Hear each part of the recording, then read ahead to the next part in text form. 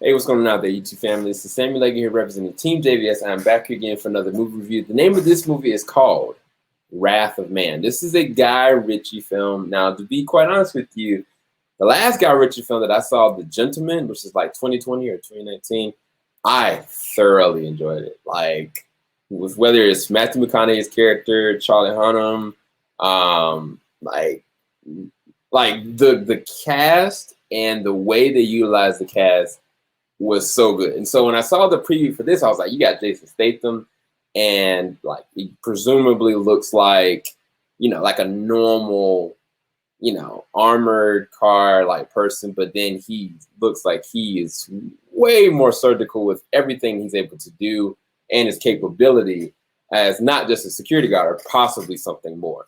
And you kind of ponder with the trailer, like, where is this going? What's going on with it? And I'm going to go and break it down for you. So one of the things I think that kind of intrigued me about this film was the cast. Like, the cast is actually pretty big. I was really surprised, like, how many names they got. So they got Jason Statham plays the role of H. They got Holt McCallany plays the role of Bullet. Got Josh Hartnett in this. You also got Jeffrey Donovan. You got Post Malone. You got Scott Eastwood. You got Andy Garcia. So the cast is really big. It's a really big cast.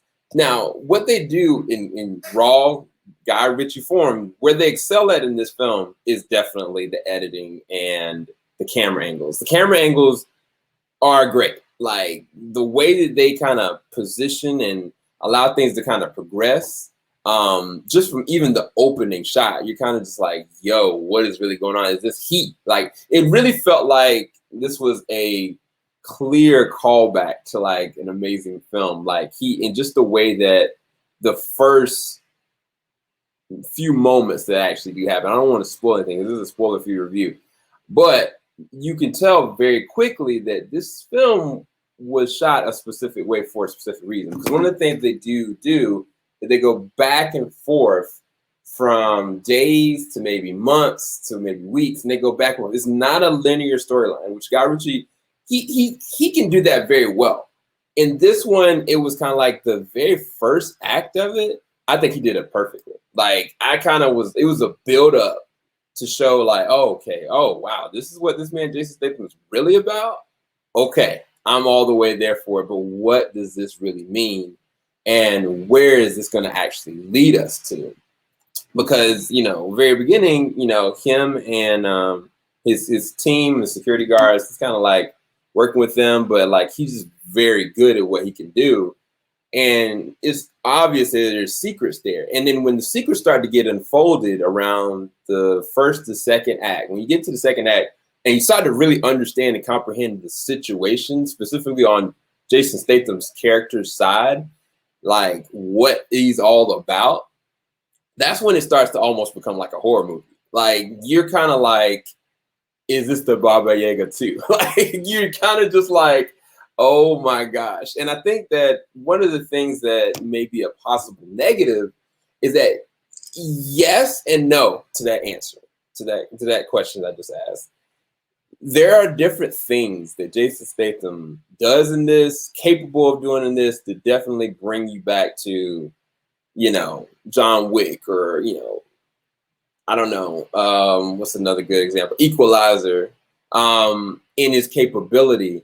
But they don't really truly use Jason Statham for the second, the third act. There's action moments. There's some really, again, the camera work and even the score. The score is really freaking good. Like, it is composed very well, and the sound direction is orchestrated very well. Like, it's a very well put together silhouette and sound immersion. And also like the gunplay, like a lot of the moments of gunplay and like choreography and the way it's actually captured and shot is good. Like, and it's not even, it doesn't have to be unnecessarily gratuitous. It's just what it is.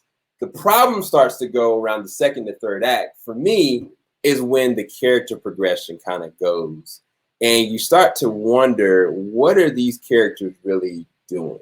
What's really happening? You're building up certain characters, and it seems like there's a purpose to them. Because one of the things, again, with a movie that I love, which is The Gentleman, every single character, whether small or big, had an intricate, goal or agenda or purpose to this arc of the story. This is not that. This is, you would think in your head like, oh, okay, you're gonna take a gentleman and then kind of extend it. It's just rated R and it's just, a lot of death. That is not this film. There are moments, yes, where you start to kind of get like the web. You see like the different players on the board. You see like the good persons and you see the bad people. You see the people that are going to be casualties later on. You see the people that are a real threat, like I said, with Jason Statham's character. But the problem comes where some of this doesn't amount to anything. Like there are specific key characters in this that you build up and you show where their character is gone or where they could go, and they do absolutely nothing with them. And technically, even with Jason Statham's character, as much as the first act to the second act transition shows you a little bit about what this man is really about, you really don't get any context of how or the why he's doing it. And I think that kind of left not a bad taste in my mouth, but it felt like this is a disservice to the capability of this actor. Because, I mean, one, not only is he good at martial arts and good at gunplay, but like he also can become both roles and you can really just go for it. You don't really know at any given time who's the good or the bad guy in this film. But where it starts to lose me is where you don't pay off any of this. It doesn't go and amount to anything with the extra characters. You have extra characters here that could be utilized, like Josh Hartnett's character, for instance. I felt like, oh, okay, they got Josh Hartnett in here. Like, they're going to do something with him. It's going to be something specific. And I think, like, oh, okay, cool. There's another actress that's in this movie. I can't pronounce her name, but she plays the role of Dana. It's Nami. But she's in the movie, or she's in the show, Raised by Wolves. And she's so good on that. She's such a good actress in that. And she's in this. And I was kind of like, oh, okay, because there's a moment that happens where, there's a standoff moment. And I was like, oh, okay, it happens in the second act. And I was like, it's going to build something. But it doesn't. And it's kind of like, it feels like the third act, it's just like bang, bang, bang, shoot them up. But it doesn't lead you anywhere. And I think that the other thing that doesn't work very well for me with the third act is the fact that they don't even show to me that payoff crazy Jason Statham. You've seen Crank, you've seen him in Expendables, you've seen him in Hobbs and Shaw, you've seen him in countless other things where he just kind of goes off. In this, they don't. There's a specific choice that they use for the people that he's fighting against or with that limits that appeal for you to kind of see like this, real just letting it all go, like airing it out to dry.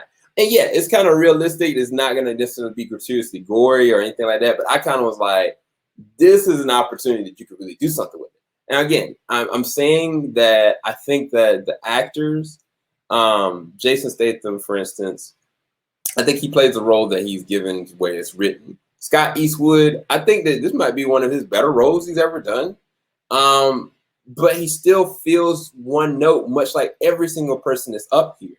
Post Malone, I think he did a really good job as well. But it's kind of like they don't have a real true punchline. They don't have a real true progression that I would have hoped for something that Guy Ritchie would do, that he always expounds on the ways in which certain characters go. And it's kind of like just the third act just really kind of disappointed me. I kind of was left feeling like blah.